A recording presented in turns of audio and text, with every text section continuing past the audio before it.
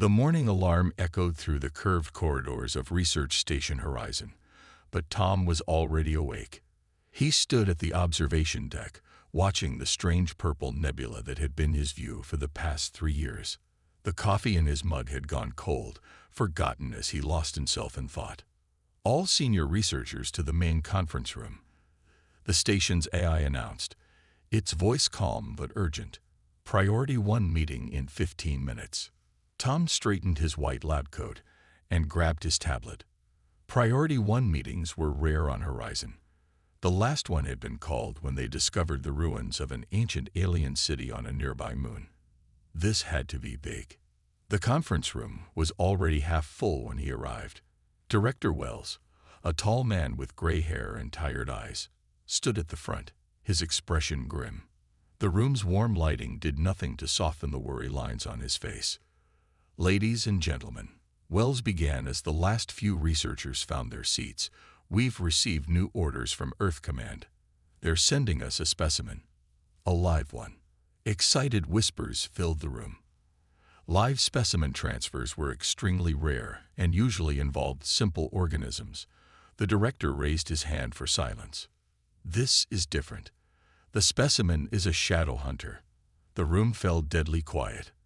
Yes, you heard correctly. The same species that killed the entire research team on Station Beta. Tom leaned forward in his chair. Everyone knew about the shadow hunters. 3 research teams had tried to study them. All 3 teams had ended up dead, their stations torn apart from the inside. The creatures were officially classified as the most dangerous predatory species in known space. Earth Command wants a volunteer, Wells continued. Someone to lead the research team. They're offering triple the standard hazard pay. No hands went up. Tom could feel his heart pounding. He had read every report about the shadow hunters. Their jet-black scales that seemed to absorb light, their incredible speed, their ability to solve complex mechanical puzzles to reach their prey. They were fascinating. I'll do it, Tom said, surprising even himself. The words had left his mouth before he could second-guess them. Every head in the room turned to stare at him. Director Wells frowned. Tom, you should know that this assignment has a projected survival rate of less than 30%. I've studied every report on them, Tom replied, standing up. They show signs of high intelligence. Their hunting patterns suggest complex problem-solving abilities. We've been approaching them wrong. They're killers, Dr. Reed, the station's security chief, cut in. They're not some pets you can train. Tom shook his head. That's exactly the kind of thinking that got the other teams killed. We keep treating them like mindless predators. What if they're more than that? What if they're intelligent enough to understand our intentions? The room erupted in arguments. Director Wells let it continue for a moment before calling for order. Tom, you're our best xenobiologist, but this is practically suicide. Are you sure about this? Absolutely, Tom answered. He pulled up some files on his tablet. Look at these footage clips from Station Beta. The shadow hunter didn't just break in, it systematically disabled their security systems. That shows tool use, planning, maybe even understanding of technology. We need to approach this differently. Wells studied him for a long moment. The specimen arrives in 3 days. I'll have Dr. Reed set up the containment unit to your specifications. But Tom, he paused, his voice growing serious, if anything goes wrong, if that creature shows any sign of hostile behavior, we're terminating the experiment. And likely the specimen too. Tom nodded. Understood, sir, but I don't think it'll come to that. As the meeting broke up, other researchers gave Tom a wide berth, as if his decision to work with the shadow hunter had already marked him for death. He didn't mind. His mind was already racing with ideas for the containment unit design, ways to establish initial contact, possible communication methods. That evening, Tom stood again at the observation deck. The purple nebula swirled outside, unchanged, but everything else felt different. In 3 days, he would come face to face with the galaxy's most lethal predator. And somehow, he had to find a way to understand it. Well, he muttered to himself, At least it won't be boring. The containment unit hummed softly as the transport ship's robotic arms carefully lowered the stasis pod into position. Tom watched from behind the reinforced observation window, his heart racing. Inside the pod, barely visible through the frosted surface, lay the Shadow Hunter. Final safety check complete, Dr. Reed announced over the intercom. Stasis field disengaging in 3, 2, 1. The pod's surface cleared, revealing the creature inside. Tom's breath caught in his throat. The reports hadn't done it justice. The Shadow Hunter was beautiful in a terrifying way. Its scales were darker than space itself, seeming to bend light around them. It was roughly the size of a large Earth tiger, but its body structure was unlike anything Tom had seen before. Vital signs stable, the medical officer reported. Beginning wake-up sequence. The creature's eyes opened. They were silver, like liquid mercury, and immediately focused on Tom. He forced himself to stay still as those eyes studied him. The security team's weapons tracked every movement of the Shadow Hunter as it gracefully rose to its feet. Remarkable, Tom whispered. Look at its posture. It's not aggressive. It's analyzing us. The creature tilted its head, an oddly bird-like motion. Then something unexpected happened. Its scales began to shimmer with faint patterns of light, like stars appearing in the night sky. What's it doing? Dr. Reed demanded. Is this some kind of attack? No, Tom said, stepping closer to the window despite the security team's protests. It's trying to communicate. Those patterns, they're not random. The Shadow Hunter moved closer to the window, its movements fluid and controlled. More patterns rippled across its scales, creating complex swirls of light. Tom noticed how the creature waited after each display, as if expecting a response. I need a light panel, Tom said suddenly. Something I can control manually. Absolutely not, Dr. Reed objected. We're not giving you any equipment that requires opening the containment unit. Then mount it outside, by the window. Please, I think I understand what it wants. Director Wells, who had been quietly observing, nodded his approval. Minutes later, a simple light panel was mounted next to the observation window.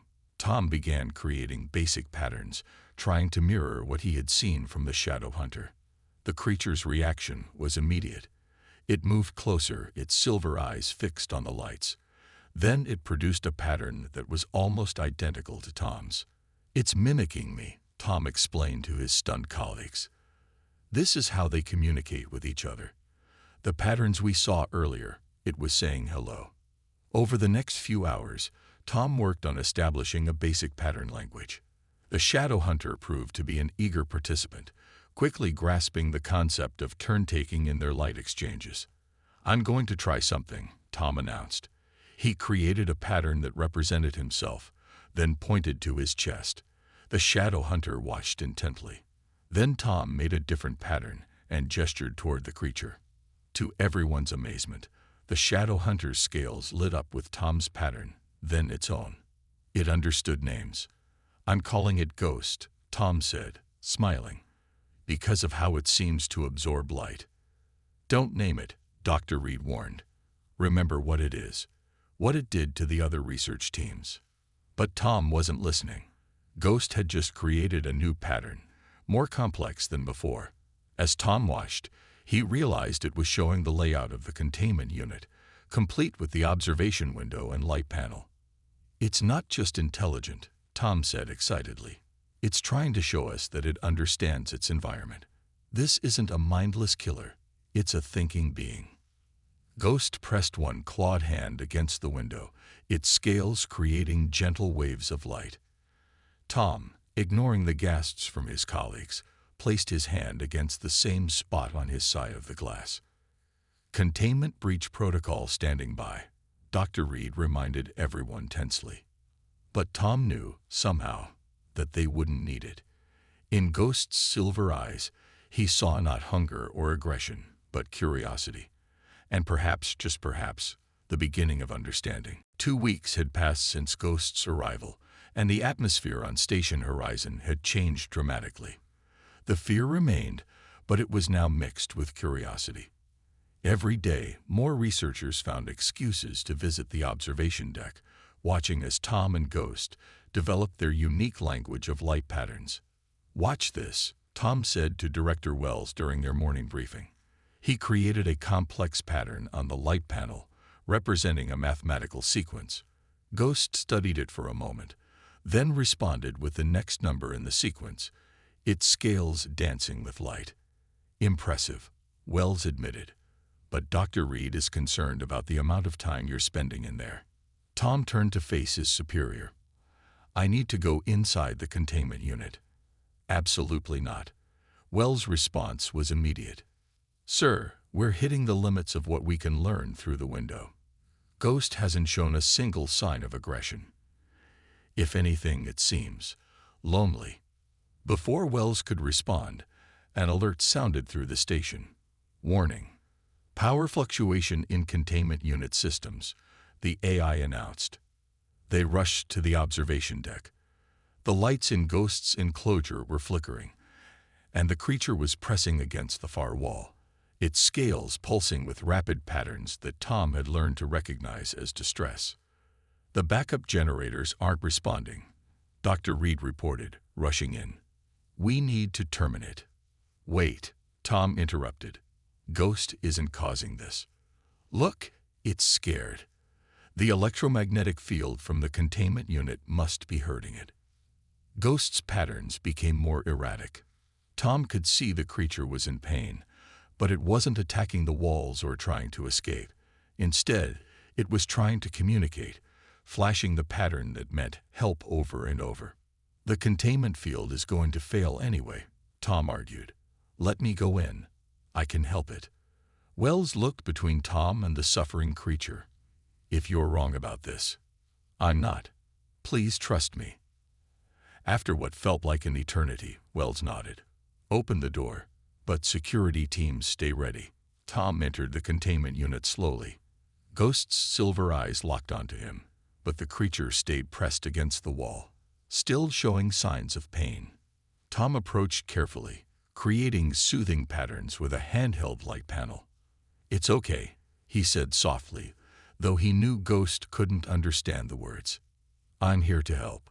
He reached out slowly, palm up, stopping just short of touching Ghost's scales. For a moment, everything was still. Then Ghost pressed its head against Tom's hand. The contact sent a slight electric tingle through Tom's arm. Ghost's scales were smooth and cool to the touch, and he could feel subtle vibrations as they generated their light patterns. "The power system is creating some kind of feedback loop with its bioluminescence," Tom explained to the watching crowd. "We need to switch to the isolated backup system." Dr. Reed made the change, and immediately Ghost's distress patterns faded. The creature stayed close to Tom, its scales now showing calm, swirling patterns. "Look at this," Tom said excitedly. He pointed to different objects in the room, and Ghost created unique patterns for each one. "It's not just copying anymore. It's developing new symbols, making its own words." Over the next hour, Tom stayed in the containment unit, documenting every new pattern Ghost created. The creature seemed eager to share its language, teaching Tom as much as it was learning from him. "This changes everything we thought we knew about them," Tom told Wells later. "The other research teams, I don't think Ghost species attacked them out of aggression. They were probably trying to communicate, and when they couldn't. And when they were treated like monsters, they responded accordingly." Wells finished. "The Council won't like this. They've already classified shadow hunters as an extermination-level threat." Tom watched as Ghost arranged some testing objects in a perfect geometric pattern, something it had done entirely on its own. "Then we'll have to prove them wrong.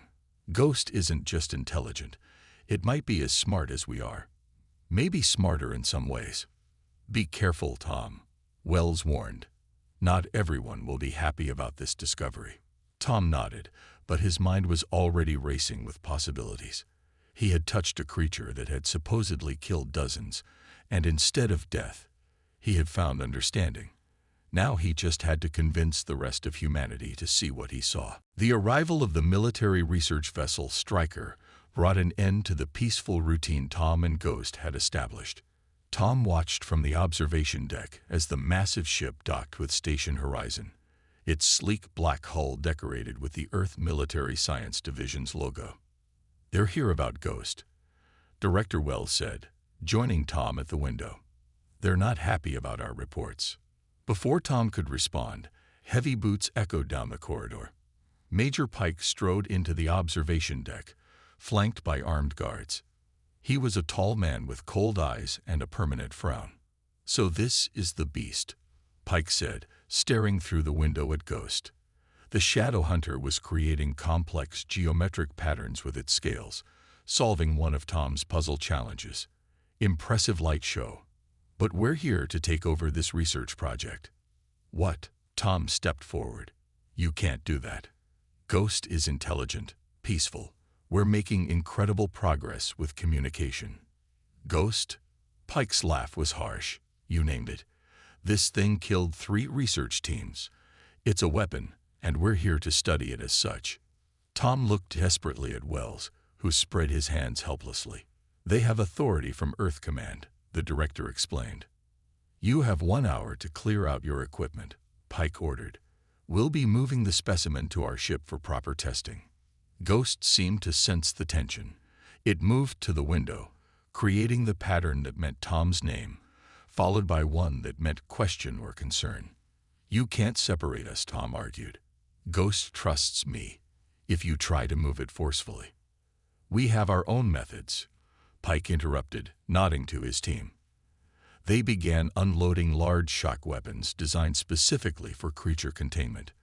Tom watched in horror as Pike's team prepared their equipment. Through the window, Ghost was becoming agitated, its scales flickering with warning patterns Tom had never seen before. "Please," Tom tried one last time. "At least let me explain our communication system. If you go in there with those weapons..." A sudden alarm cut him off. One of Pike's men had started powering up the shock equipment, and the energy signature had triggered Ghost's defensive instincts.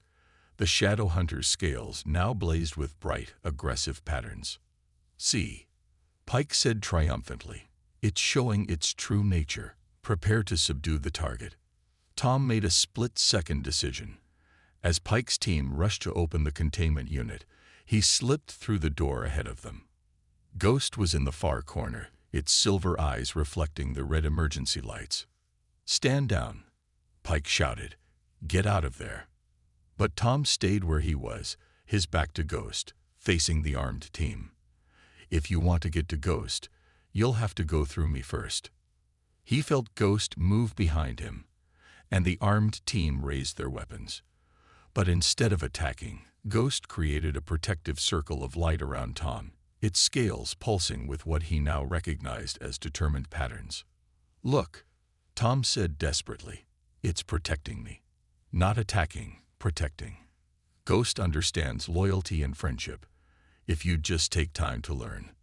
"This is your last warning," Pike growled. "Move, or we'll consider you a threat too." The tension in the room reached a breaking point. Ghost was still creating defensive patterns, but hadn't made any aggressive moves. Tom stood his ground, hoping his trust in Ghost wasn't misplaced. Suddenly, Director Wells' voice cut through the standoff. "Stand down, everyone. New orders from Earth Command." Pike frowned as Wells rushed in, holding a data tablet. "Impossible. My orders." "Were just overruled," Wells finished. "The Science Council has taken interest in Tom's research. They're classifying this as a first contact situation, not a military matter. Your team is ordered to withdraw immediately." The look of fury on Pike's face was almost dangerous, but military discipline won out. He signaled his team to stand down. As the armed group retreated, Tom felt Ghost relax behind him.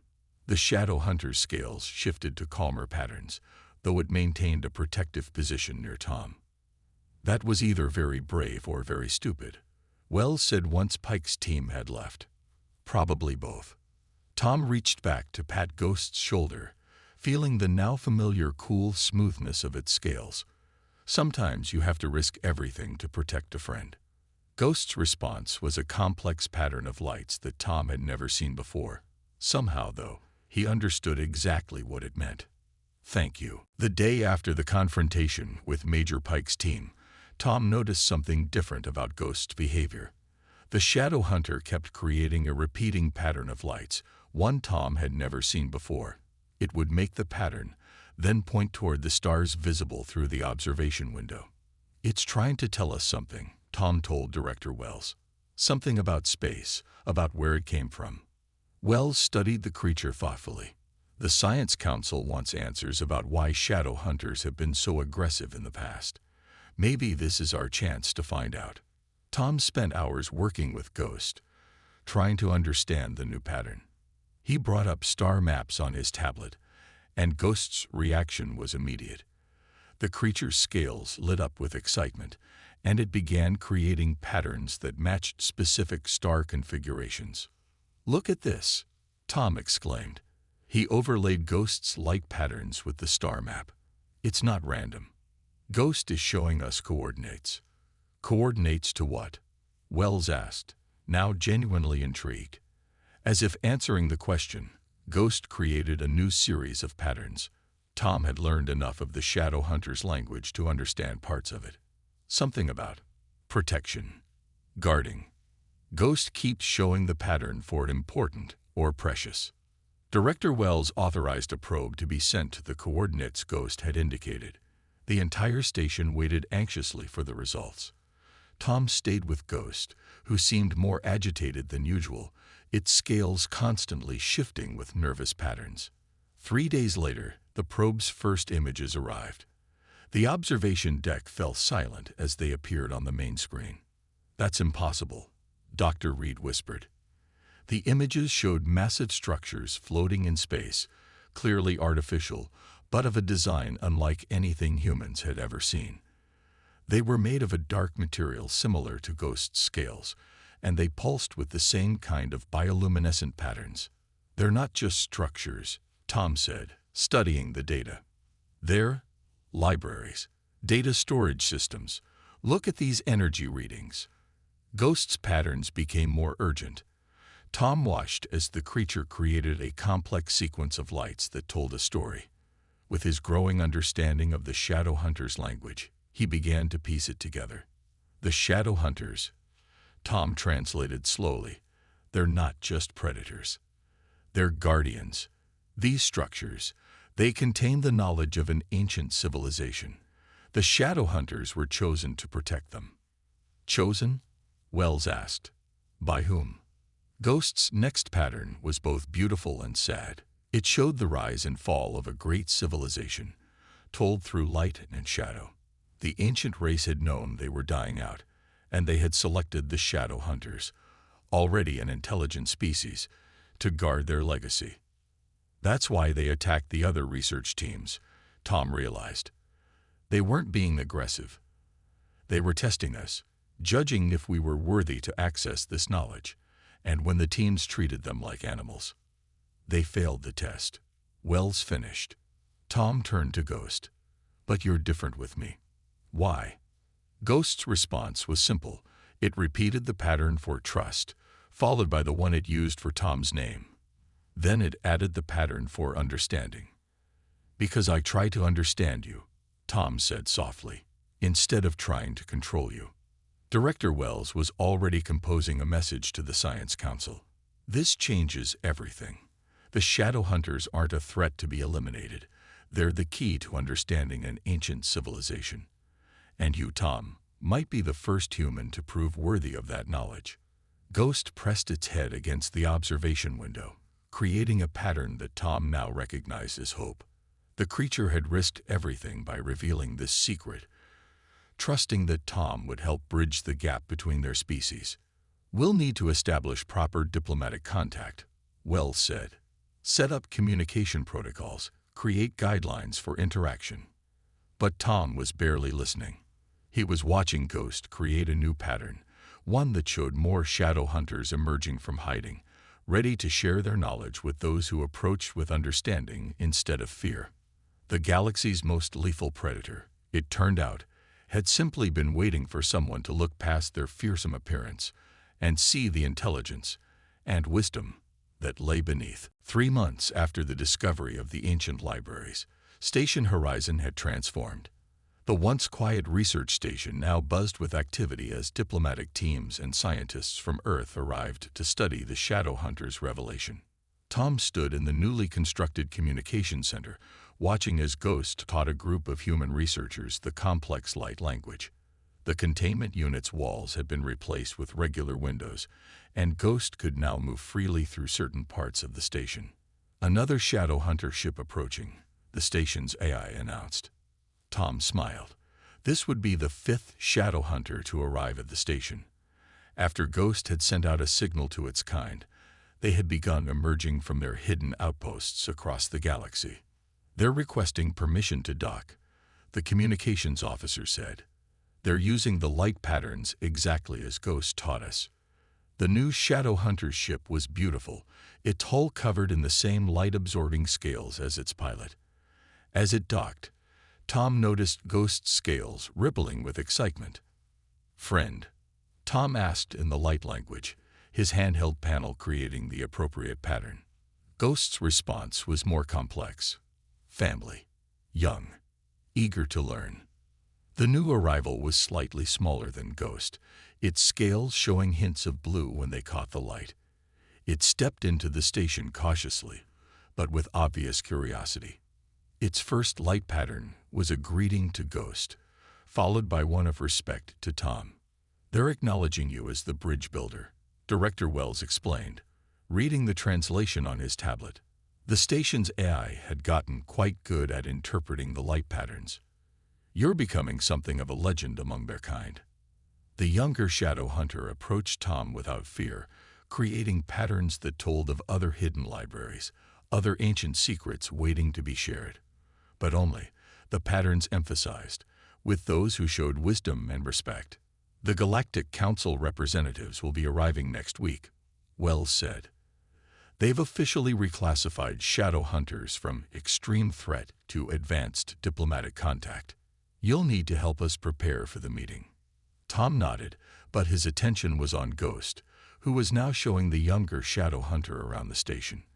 The two creatures moved with grace, their scales creating beautiful patterns that reflected off the station's walls.